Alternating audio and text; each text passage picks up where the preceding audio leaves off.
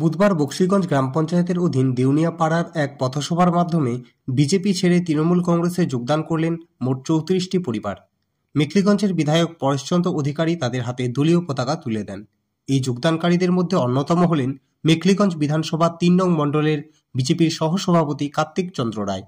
বকশীগঞ্জ অঞ্চলের ১০৫ নম্বর বুথ থেকে 10টি পরিবার এবং ১০৭ নং বুথ থেকে ২৪টি পরিবার, মোট ৩৪টি পরিবার এদিন তৃণমূল কংগ্রেসে আস্থা রেখে যোগ দেন।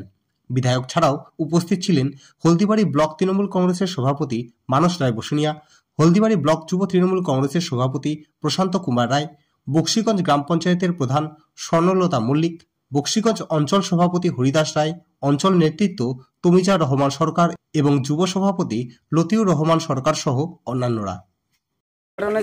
মানে বিজেপি ছেড়ে তৃণমূলে যোগদান করলাম যে মমতা ব্যানার্জির উন্নয়ন এবং উন্নয়নকে অব্যাহত রাখতে আমি বিজেপি ত্যাগ করে আজকে তৃণমূলে যোগদান করলাম। বিজেপির কোন পদে ছিলেন?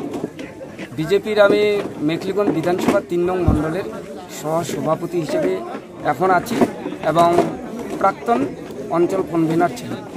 আপনার নাম? আমার নাম কার্তিক চন্দ্র রায়। আজ হলদিবাড়ির দেউনিয়া পাড়ার বকশীগঞ্জ এলাকায়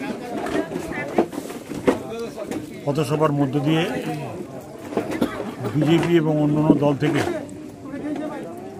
আজকে কর্মীরা তারা যোগদান করলেন তৃণমূল দলে। ২৬টা পরিবার, ৩৪টা পরিবার তারা যোগদান করেছেন। তারা বিজেপি এবং অন্যান্য দল করতেন তারা, এবং এই যোগদানের মধ্য দিয়ে আজকে বকশীগঞ্জের তৃণমূল কংগ্রেস পার্টি আরও শক্তিশালী হলো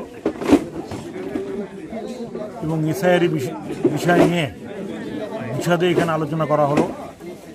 মানুষের শঙ্কিত হয়ে আছেন যে আগামীতে ভোটার তালিকায় তাদের নাম থাকবে কি থাকবে না, সেই বিষয়ে তাদের আশ্বস্ত করা হলো।